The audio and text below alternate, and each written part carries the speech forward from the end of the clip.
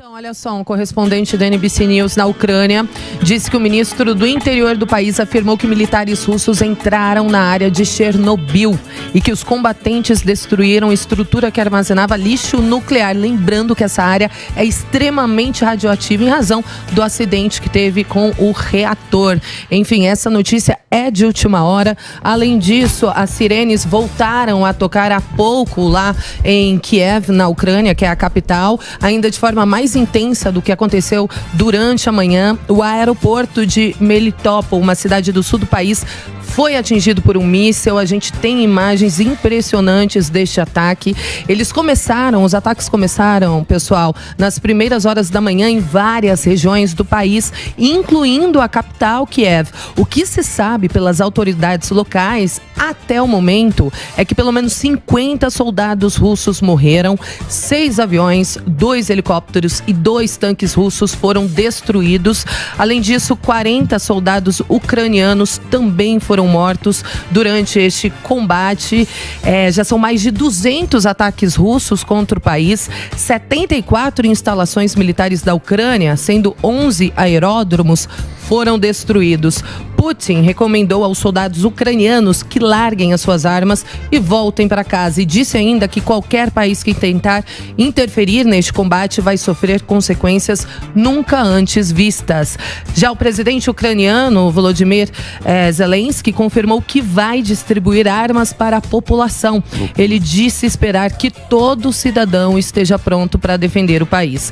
E praticamente todos os líderes mundiais já se manifestaram contrários a essa invasão, condenaram a decisão de Putin. Aqui no Brasil, o vice-presidente Hamilton Mourão disse que o país não está neutro, que respeita a soberania da Ucrânia e não concorda com a invasão.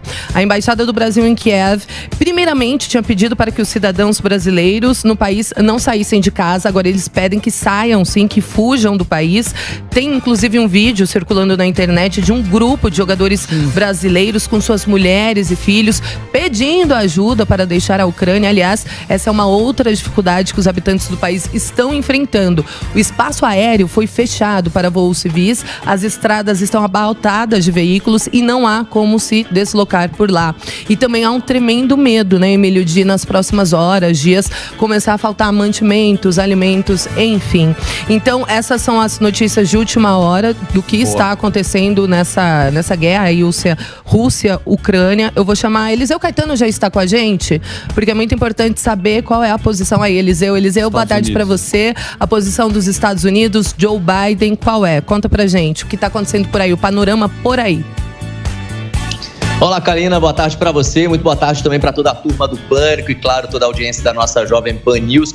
Nosso departamento de jornalismo está desde as primeiras horas da madrugada dessa quinta-feira acompanhando non-stop essa invasão e ataque da Rússia lá na Ucrânia. Você fez aí um belo resumo, viu, Kalina, de tudo aquilo que está rolando lá, mas a expectativa agora, os olhos do mundo se voltam para os Estados Unidos. Tudo porque daqui a pouco, ao meio-dia, pelo horário local daqui dos Estados Unidos, 2 horas da tarde, portanto, pelo horário de Brasília, o presidente Joe Biden vai se reunir virtualmente com os líderes do G7 para juntos tomarem a decisão de quais serão as novas sanções que a Rússia deve sofrer daqui para frente. Vale a gente lembrar que ontem, no fim da tarde e início da noite, Joe Biden prestou uma coletiva de imprensa lá na Casa Branca, em Washington, acompanhado do secretário John Kirby, o secretário de comunicação lá de Washington, e eles disseram todas as sanções econômicas que a Rússia iria começar a sofrer. Essa que já está sendo tratada como a primeira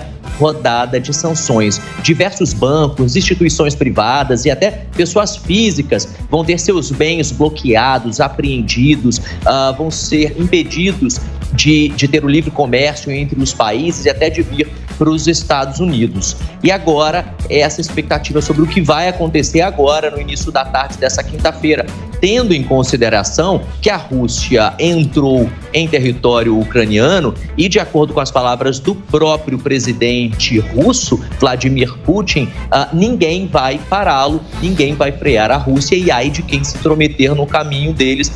Literalmente, com essas palavras, o Vladimir Putin impôs um certo medo e terror a comunidade internacional ao desrespeitar, né, todas as leis e regras existentes aí até o momento. É importante a gente trazer uma informação agora de última hora, porque há poucos minutos, coisa de 5, 6 minutos, Kalina, o presidente ucraniano Volodymyr Zelensky participou de uma reunião com o Conselho de Segurança, lá da Ucrânia. E eles disseram que a Ucrânia está nesse momento em estado nacional de emergência, que vai durar 30 dias, podendo ser renováveis por mais 30 dias, e a partir de agora as leis civis saem de vigor e entram então as leis militares. Essa lei de emergência nacional garante plenos poderes ao Volodymyr Zelensky. Ele vai poder impor toque de recolher, ele vai retirar direitos políticos, vai incluir aí restrições, inclusive ao transporte. Agora, você estava bem falando do transporte, uma cena que está muito comum nesse momento, enquanto a gente fala aqui ao vivo, lá na Ucrânia, é a seguinte: milhares de pessoas nesse momento tentam sair da Ucrânia através das principais rodovias do país. O trânsito, de acordo com as imagens aéreas e também da imprensa em terra, são realmente absurdas. Muita gente tentando fugir, principalmente para aqueles países ali da União Europeia. Vale a pena a gente também trazer a informação aqui de que a União Europeia criou, junto com os Estados Unidos, uma espécie de corredor até a Polônia. E de lá, esses refugiados poderão ser expatriados. Pelo menos 5 milhões de pessoas devem deixar a Ucrânia nas próximas horas, de acordo com as informações divulgadas pela ONU agora no início da manhã. Só que antes de pegar a estrada, tem uma outra coisa que está acontecendo por lá. As pessoas estão pegando a fila dos bancos, todo mundo retirando o que tem de dinheiro em suas contas correntes, em suas contas bancárias, e aí sim eles pegam a estrada. Então o presidente da Ucrânia foi ainda há pouco à Rede Nacional de Televisão pedir para que as pessoas não retirem o dinheiro e, de qualquer forma, pediu ajuda para os países colegas, os países parceiros, para que ajudem financeiramente a Ucrânia nesse momento, porque imagina, 5 milhões de pessoas tentando fugir ao mesmo tempo. Essa pode ser uma das maiores crises de refugiados aí dos últimos 80 anos, de acordo com informações do jornal The New York Times. Enquanto parte da população tenta sair do país, outra parte se esconde. Sabe onde, gente? Infelizmente, dentro das estações de metrô, Emílio e companhia, porque as estações lá são bem profundas, né? Tem uma que fica cerca de 106 metros abaixo da terra. Então, são uma espécie ali de bunkers, né? São lugares seguros. Então, tem muita gente que está se abrigando dentro de bunker, não voltou para casa, apesar dos pedidos aí do presidente para que as pessoas fiquem em casa. A Kalina também deu a informação, que foi confirmada ainda há pouco pelo presidente lá da Ucrânia. A partir de agora, os cidadãos vão poder se defender. O país vai distribuir armamento gratuitamente. Quem quiser entrar para se defender nessa guerra vai poder fazer isso. Mas e mais cidades a cada minuto são tomadas pelos militares russos. Até o momento, 7 cidades importantes, tanto na beirada ali do Mar Negro, quanto em terra, fazendo fronteira ali com os países da União Europeia, já foram tomados pelos russos, inclusive com direito à bandeira dos russos ali, viu? Agora tem uma informação importante, que eu acho que esse é um ponto em questão para a gente até debater aí no estúdio, Emílio e turma, que é o seguinte: a Rússia mostrou que não tem medo dessas sanções que desde ontem ela vem sofrendo literalmente, porque a gente já tinha falado sobre isso aqui no Pânico, né? Os Estados Unidos já vinham ali ensaiando, olha, a gente vai retaliar,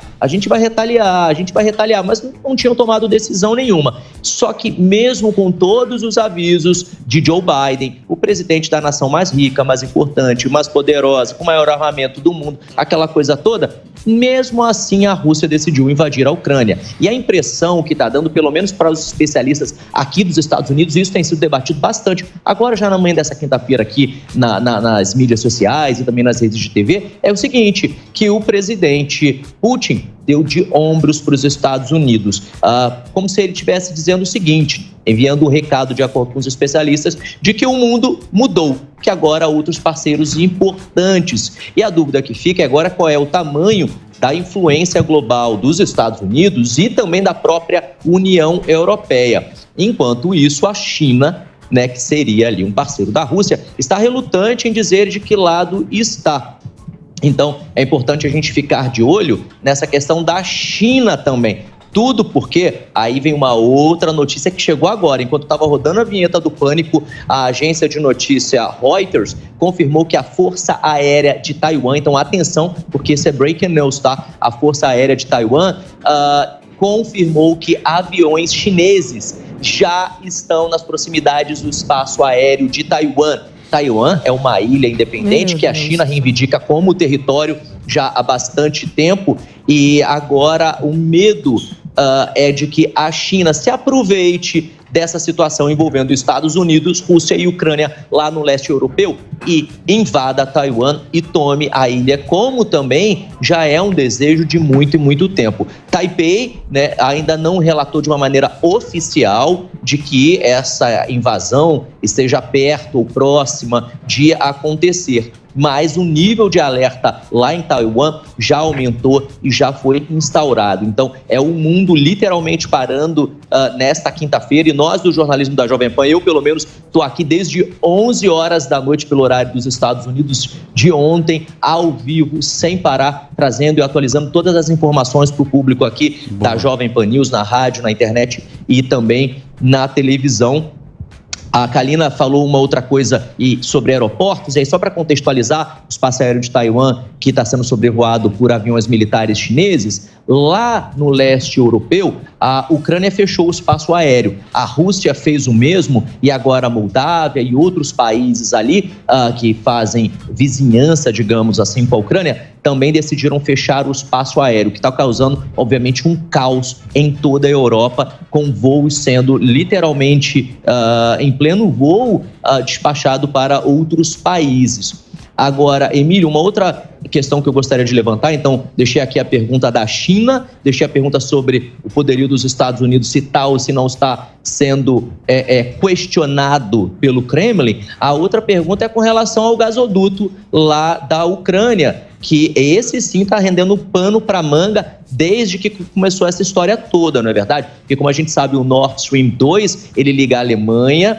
até a Rússia, a Ucrânia, ele passa por importantes países do leste europeu, custou uma bagatela, as obras já estão prontas, o funcionamento não foi liberado pelo primeiro-ministro da Alemanha, que retaliou, obviamente, a Rússia. Só que, olha a questão que eu deixo. De acordo com os especialistas, nos próximos 20 anos, a capacidade de produção de gás lá da Europa vai reduzir pelo menos em 50%. Só que com esse Nord Stream, a Rússia poderia suprir 37% dessa falta aí de 50%. Isso geraria uma dependência dos países europeus à Rússia, e daí fica esse questionamento, até que ponto os países da União Europeia vão poder apoiar os Estados Unidos e a própria Ucrânia, tendo em vista essa dependência num curto prazo, porque 20 anos, né, não é um prazo muito longo. Então são muitas as questões, são muitas as dúvidas nesse momento, poucas respostas, principalmente por parte dos principais líderes mundiais, como a gente viu, o Jair Bolsonaro do Brasil ainda não se posicionou, o Lula se posicionou ainda há pouco através do Twitter, o Joe Biden desde ontem não fala, desde o início da noite de ontem não falou absolutamente nada, o Donald Trump falou através dos canais de seus filhos na internet, e a gente fica aguardando aí, ansioso pelos próximos passos, né? Será que vamos entrar na Terceira Guerra Mundial, uma vez que essa invasão da Rússia à Ucrânia está sendo chamada como ataque militar, invasão militar e não guerra, né? Esse título, esse termo ainda manobras. O Putin falou que são manobras militares. Muito bem, mas o negócio é o seguinte, né? A Europa, para aproveitar o André, obrigado pela sua apresentação. A Europa está de mãos atadas, não tem o que fazer ali, a não ser discurso. Não tem o que fazer. Não tem o que fazer. Né? A não ser que exista uma invasão da Rússia em outros lugares, em outros países. Que pertencem à OTAN, de repente. Que pertencem à OTAN, aí tem que ativar as cláusulas da OTAN, mas assim, ninguém vai querer agora entrar em guerra direta com o maior poder bélico da Europa, um dos maiores do mundo, com armas nucleares, porque você não tem limite até onde as coisas podem acontecer, né? A gente está falando de um país autoritário que a decisão dele tá baseada no que ele acha correto. Você viu como ele falou com o chefe do serviço secreto dele? Ele deu uma bronca nele na frente de todo mundo. Ele televisionou isso para as pessoas verem. Ele normalmente não televisiona as reuniões do Conselho de Segurança dele. Essa ele televisionou e ele deu uma bronca no chefe de inteligência, ou seja, para mostrar o quê para quem, né? Poder. Para mostrar poder. Exato. Que ele manda. Mas a Rússia também tá vivendo crise, a pandemia também. A bolsa russa chegou a cair 50%. Deixa eu agradecer. Eu só gostaria de agradecer, Eliseu. Eliseu, muito obrigado aí pela colher de chá aqui com a gente. Eu sei que você continua aí com a transmissão aí na Pan News. Obrigado aí pelas informações diretamente dos Estados Unidos. Valeu, Eliseu. Emílio, eu que te agradeço. Mandar um beijo para essa turma toda aí, sou fã de todos vocês. Breaking news de novo aqui, rapidinho. Acabou de ser confirmado pelas autoridades ucranianas que 7 pessoas foram mortas e outras 17 ficaram feridas em um ataque com mísseis agora em uma área militar no nordeste da capital Kiev, ou seja, é a Rússia chegando à capital da Ucrânia. Foram vários ataques feitos perto lá da capital. 7 pessoas mortas, 17 feridas ali no nordeste da capital Kiev. Informação de última hora e eu sigo aqui ao longo da programação da Jovem Pan News. Obrigado, turma. Valeu, Eliseu. Um abração. Muito bem.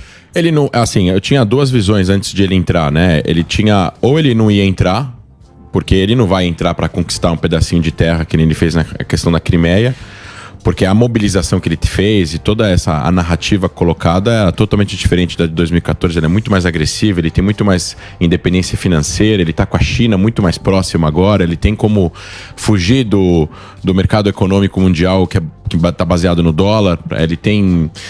existe um cenário político muito mais favorável para ele. Você tem crise interna, os Estados Unidos têm um presidente que fala de uma forma diferente dos outros presidentes democratas e republicanos em relação à agressividade russa. Então ele foi testando e foi fazendo. Agora que ele invadiu, a visão dos analistas e também minha, é que ele vai invadir a capital, vai derrubar o governo ucraniano, vai colocar um governo ucraniano pró-Rússia, e não é só por causa da questão da OTAN. Ele está usando a questão da OTAN, é importante para ele que a Ucrânia não entre para a OTAN. Isso é uma coisa que poderia ter sido negociada há 2 meses atrás, talvez para evitar chegar nesse ponto da crise, mas não é só sobre isso. Ele não quer que a Ucrânia vire uma democracia liberal, parte da Europa, que nem a França que nem a Alemanha que nem outros países europeus são, porque ele acha que ele vai perder a influência, vai acabar ficando cada vez mais próximo da fronteira russa, essa ideia de democracia, essa ideia de liberdade econômica, e isso enfraquece a Rússia. Sim. A visão que ele tem da Rússia, porque pode ter outros líderes e políticos russos que acham que a Rússia também poderia ser uma democracia liberal e ia ser tão boa quanto, só que ele não vê isso, ele não enxerga que a Rússia seria um país forte caso ela virasse uma democracia liberal. A Rússia tem uma população de 140 milhões de pessoas, um PIB um pouquinho maior que o do Brasil, 1 trilhão e meio de dólares. Já foi bem menor. Sim, já foi bem menor, mas assim, toda essa questão geopolítica mostra que a OTAN é uma parte do problema, mas não é só isso. Ele não quer que a influência cultural ocidental se aproxime. Então, mas aí eu te pergunto. Corta pra mim, André. O mundo é dos tiranos ou a democracia, esse nosso modelo aqui que está indo por ralo? Olha, o mundo é cíclico. A história é cíclica, ela vai mudando e vai mutando ao longo das últimas centenas de anos. A gente está vivendo numa época de mais paz do que há 500 anos atrás, do que há 300 anos atrás. Se a gente for contar os últimos 100 anos, a gente teve várias guerras, milhões e milhões de mortos, e nos últimos 74 anos, 76 anos, depois da Segunda Guerra Mundial, a gente tem vivido épocas de mais instabilidade, apesar de ter conflitos locais, mas não guerras totais, que nem a Primeira ou a Segunda Guerra Mundial. Agora, a democracia ela precisa ser defendida, às vezes você precisa usar da violência para proteger a liberdade, para proteger a democracia. Isso é uma teoria, né? Democracias nunca vão preferir guerras do que acordos de paz. Eu falei isso quando teve a guerra no ano passado entre Israel e Hamas.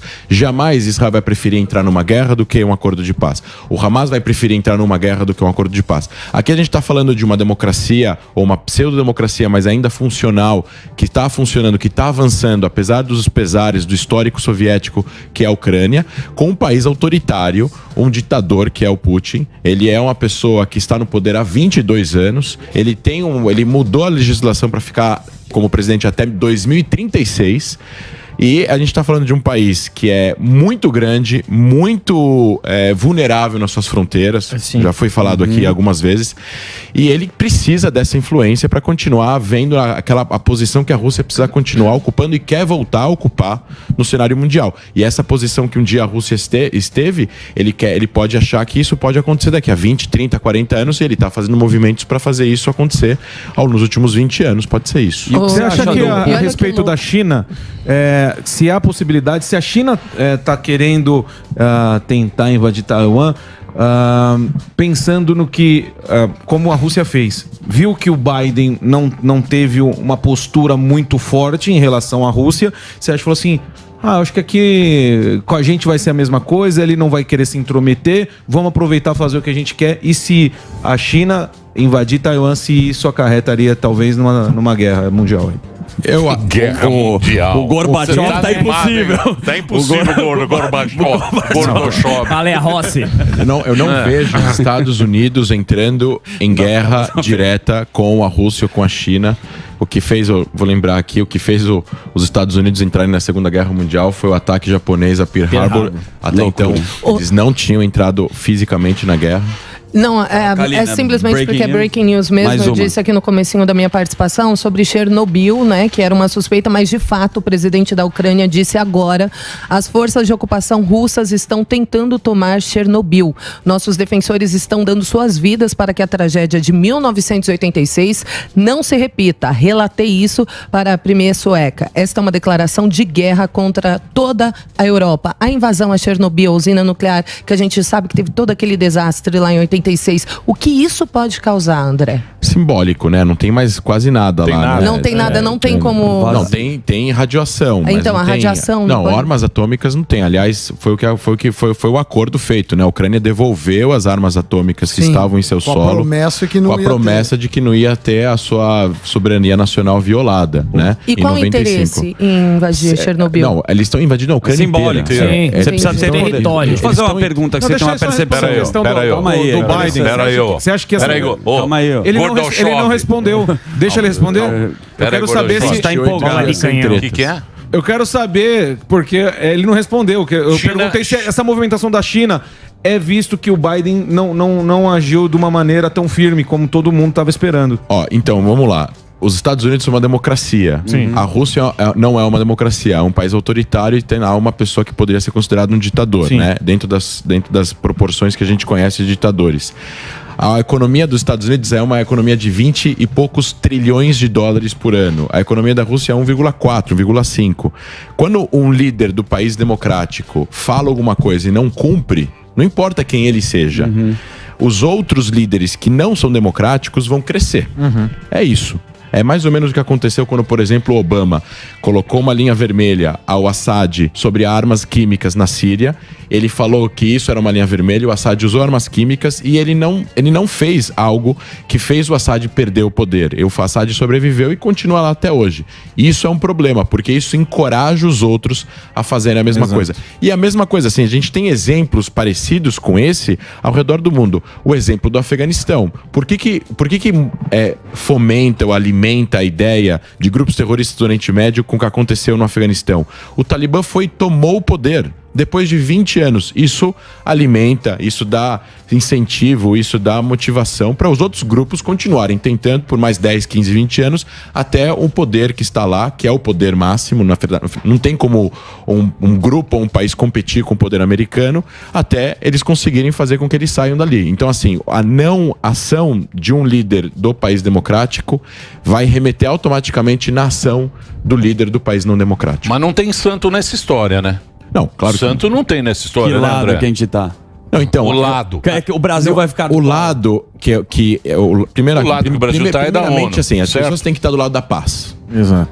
O que é paz? Sim. Paz é, no final das contas, assim, paz é ausência de guerra, ausência de trocas de tiros. O resto dá pra... Porque dizem, né, Clausewitz falava que a guerra era a continuação da política através de outros meios. Né? Esse pensador falava que a guerra nada mais é do que a continuação da política através de outros meios. Então, assim, primeiramente, cessar fogo. Soberania de um país independente que é reconhecido como um país pelas nações. a ONU, a cartilha da ONU. É uma violação do direito internacional e dos direitos humanos um país dizer que outro país não tem o direito de existir. Por quê? Porque uma vez que existe direitos políticos para 40 milhões de habitantes através de um país, através de uma entidade política soberana, tirar os direitos dessas pessoas é uma violação de direitos humanos. A gente faz a comparação com qualquer outro país que já existe e que as pessoas falam, ele não pode existir, esse país tem que ser destruído. Isso é uma violação. Então, tudo que existe na mesa antes da guerra precisa ser negociado. E aí as pessoas têm que estar do lado da negociação diplomática. Os Estados Unidos tinham um papel importante. Estava vendo aqui um vídeo antes de eu chegar aqui que fala sobre a estratégia americana que eles erraram ao unir os seus inimigos. Você não pode unir os seus inimigos. Sim. Então, hoje em dia, a gente vê a Rússia e a China muito próximos. Perfeito. Só que durante a Guerra Fria, a política americana foi ficar mais próximo de um dos dois do que os dois juntos.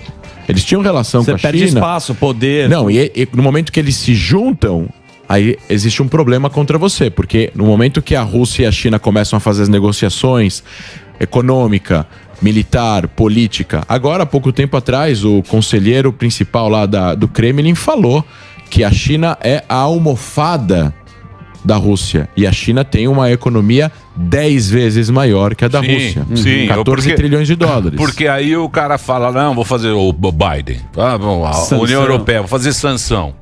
Então, mas sanção? Que sanção que o cara vai fazer? Bloquear dinheiro. O cara não consegue segurar Cuba. Tá, 50 anos faz sanção em Cuba, fez no Irã. Tem outro recurso, fez no Iraque, do Norte. Na Coreia do Norte. Então, a gente já não tem mais esse negocinho. O André, rapidamente aqui. O André, posso fazer uma questão rápida? Só uma... Então, fica à vontade. Do que é? Uma questão do quê? A questão é o seguinte, a gente quer saber o que o Putin quer falar com isso. Porque quando o cara tá blefando, não. O tempo inteiro o cara não avisa quando ele vai pra guerra. E a última notícia que a Kalina falou aqui, o Putin falou, ó, quem entrar vai tomar porrada. Sim. Ele tá macho pra caramba. O que ele quer dizer com isso? Com os Estados Unidos especificamente. Qual é a mensagem que ele está mandando? A mensagem dele é que ele está preparado para usar o exército russo contra qualquer ameaça que vier de fora do que ele está fazendo lá. E ele está falando assim, que ele declarou assim, forças de paz, soldados ucranianos, larguem as armas e voltem para casa. Ou seja, o que ele está querendo dizer com isso?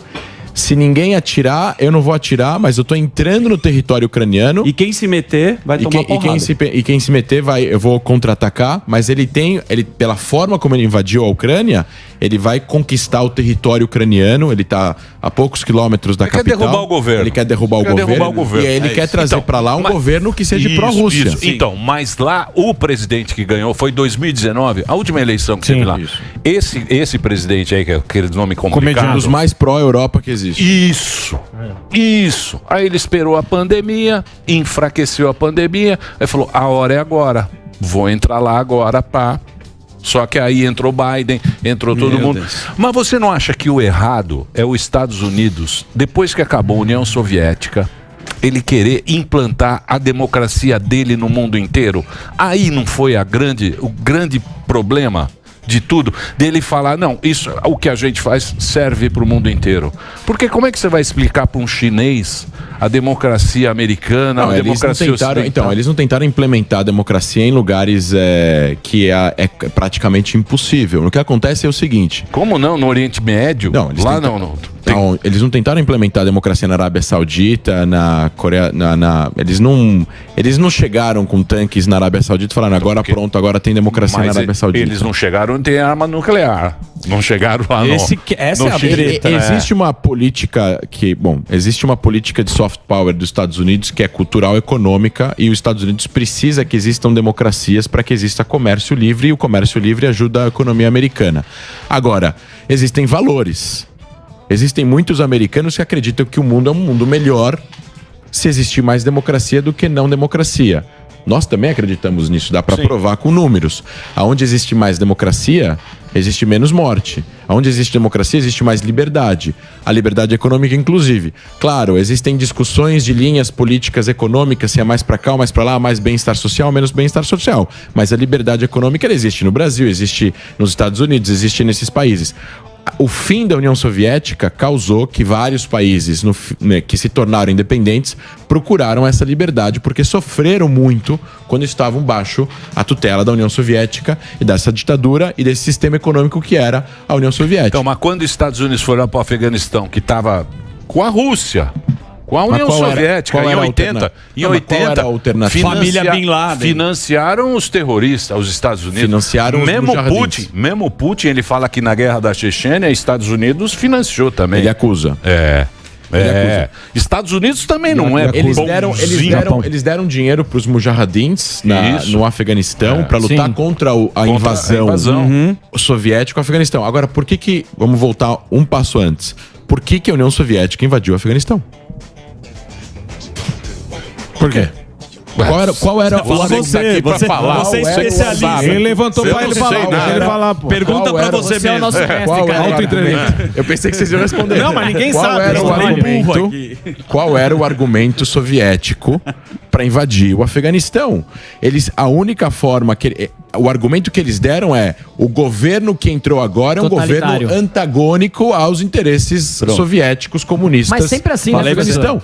Assim, os Estados Unidos, claro, a gente tem que medir a régua de acordo com a realidade, que chama realpolitik, né? A gente não tem que medir a régua com a utopia. É claro que os Estados Unidos não são santos, nenhum país é santo. Os países agem por interesse nacional. Mas se existem alguns países que, além do interesse nacional, existe um pouco de valor, de democracia, de bom senso, de ética, de moral, de interesse que as pessoas sobrevivam, de interesse de ajudar as pessoas, são países com valores democráticos. Porque os países democráticos são feitos, construídos e governados pela população e não por uma classe política. Tá, beleza. Ótimo. Aí entra a ONU, entra a OTAN, entra isso aí que foi feito depois da Segunda Guerra, que é um mecanismo de controle. Mas o Putin também, ele tá com medo. Por quê? Porque tá todo mundo se aliando à OTAN e estão encurralando ele. Sim.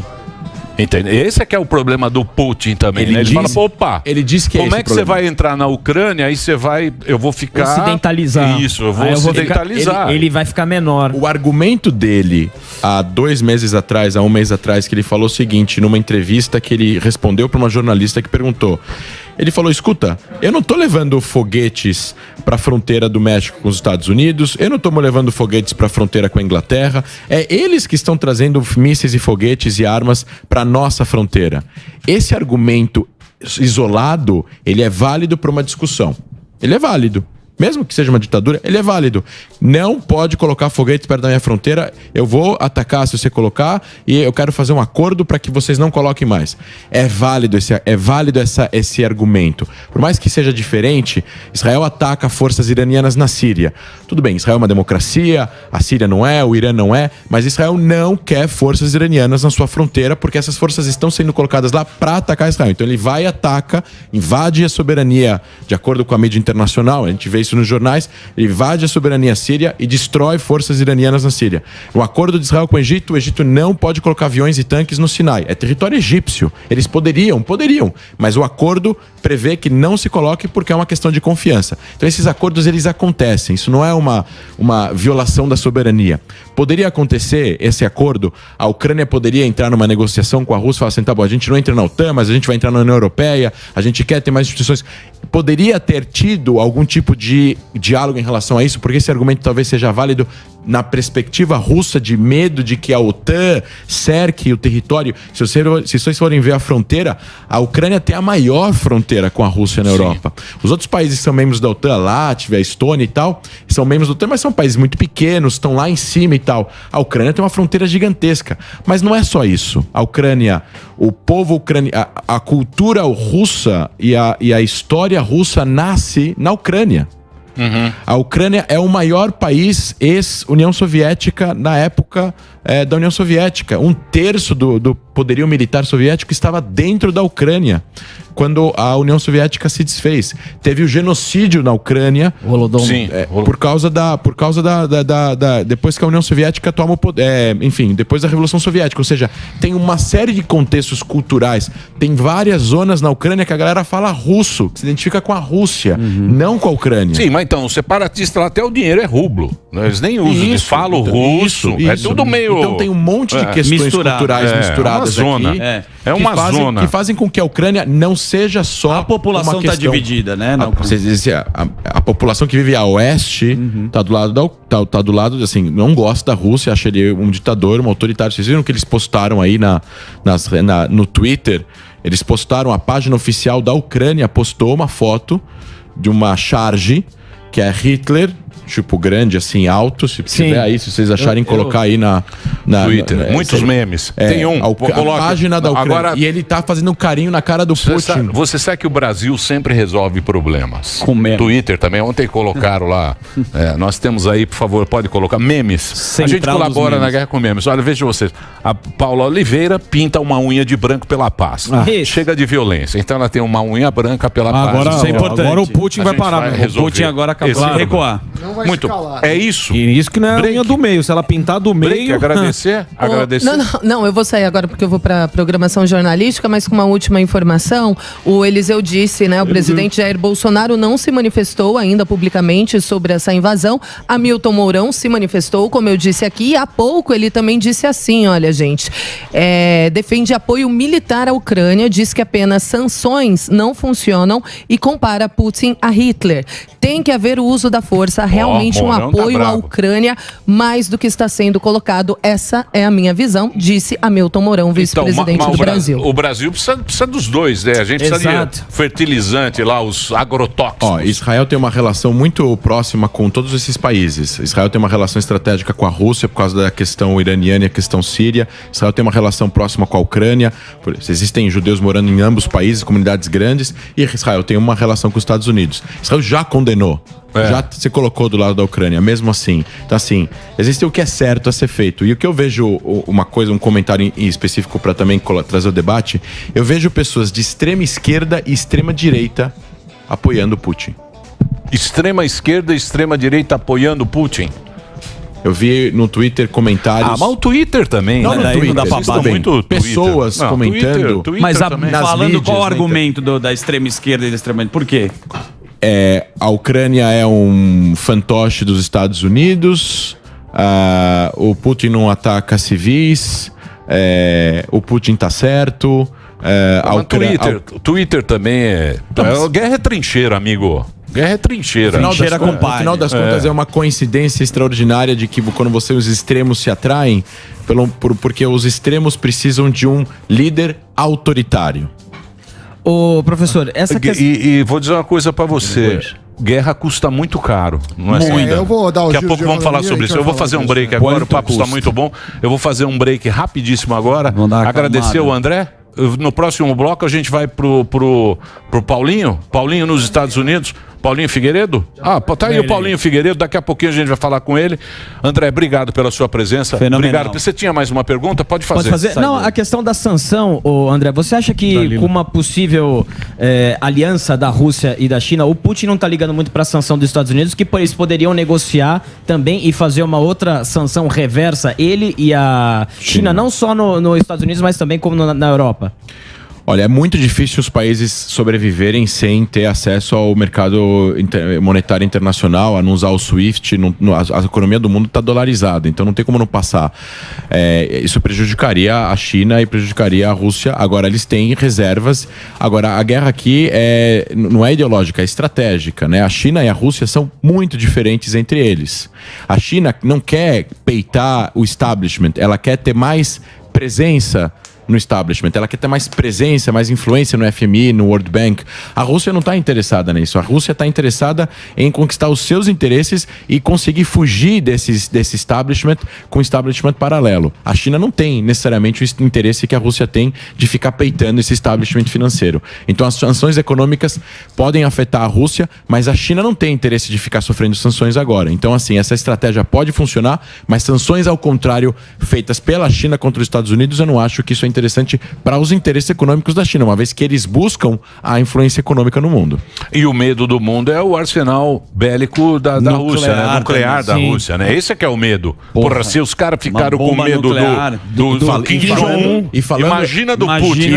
E um último comentário para falar em arsenal nuclear, daqui a pouco tempo vai ser assinado provavelmente o acordo novo, o novo acordo com o Irã e as potências, e pelo que eu já vi, o acordo é pior que o de 2015 e o Irã vai ter pouquíssimo tempo, vai poder voltar a enriquecer urânio na porcentagem que eles quiserem, nem as centrifugas avançadas eles são obrigados a tirar, só guardar num depósito lá em Tehran. Loucura, hein? Muito bem, obrigado, viu, André? Deu show, Andrezão. André sempre dando show aqui, agora é um breakzinho rápido. Professor, né? Professor. E aí, professor, o que vai ser? O que você está com o semblante meio... Você tá nervoso e a gente também está tenso. A gente está falando do maior evento político desde do século XXI. E eu tava, assim, eu até liguei pro nosso amigo, meu amigo Reni Ozzy Cuqueiro, Rock. É mais importante do que 11 de setembro isso. Porque 11 de setembro é uma gangue, é um grupo terrorista, foi do nada, ninguém estava esperando. Num lugar só. É muito cinematográfico o que aconteceu, deixou todo mundo com os olhos, com lágrimas nos olhos, mas não era um perigo existencial, como falou o Reni. Isso é um perigo existencial para os países da Europa.